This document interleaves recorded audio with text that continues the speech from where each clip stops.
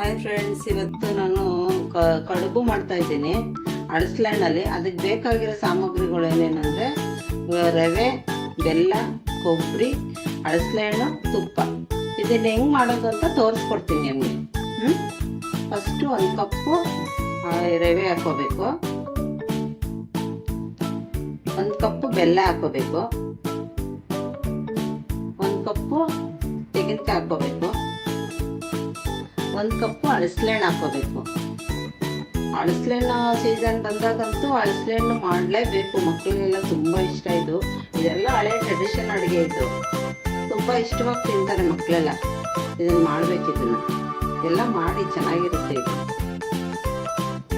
ಇದನ್ನೆಲ್ಲ ಕೈಯಲ್ಲೇ ಕಲಿಸ್ಕೋಬೇಕು. ಹಿಂಗೆ ಸೌಟಲ್ಲಿ ಕಲಿಸ್ಕೊತಿದ್ರೆ ಅಷ್ಟು ಟೇಸ್ಟ್ ಬರಲ್ಲ.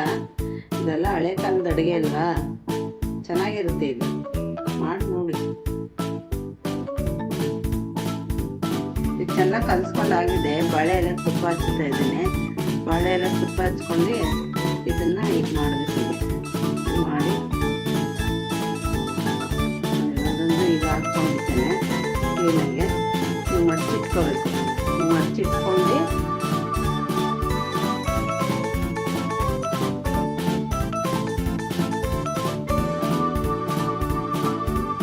ಬಾಳೆ ಎಲ್ಲ ರೆಡಿ ಮಾಡಿ ಇಟ್ಕೊಂಡಿದ್ದೀನಿ. ಇದನ್ನು ಫಸ್ಟ್ ಸ್ಟವ್ ಅಂಟಿಸ್ಕೊಂಡಿದ್ದೀನಿ.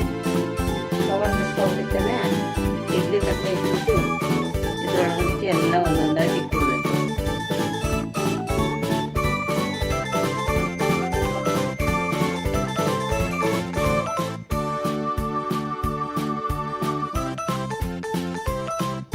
ಎಲ್ಲ ಇಟ್ಟಾಗಿದೆ. ಇದು ಮುಚ್ಚಿಬಿಡೋಣ. ಕರೆಕ್ಟಾಗಿ ಒಂದು 10 ನಿಮಿಷ ಬೆಂದರೆ ಸಾಕಿದ್ದು. 10 ನಿಮಿಷ ಬೆಂದರೆ ಆಗಿದೆ ಅಂತ. ರೆಡಿ ಆಗಿದೆ. ಸ್ಟವ್ ಆಫ್ ಮಾಡಬೇಕು.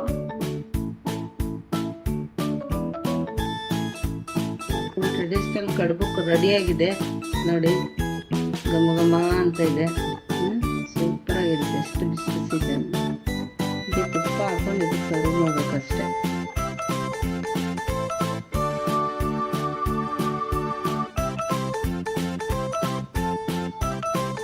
ತುಪ್ಪ ಹಾಕ್ತೀನಿ ನೋಡಿ, ಏನು ಚೆನ್ನಾಗಿರುತ್ತೆ.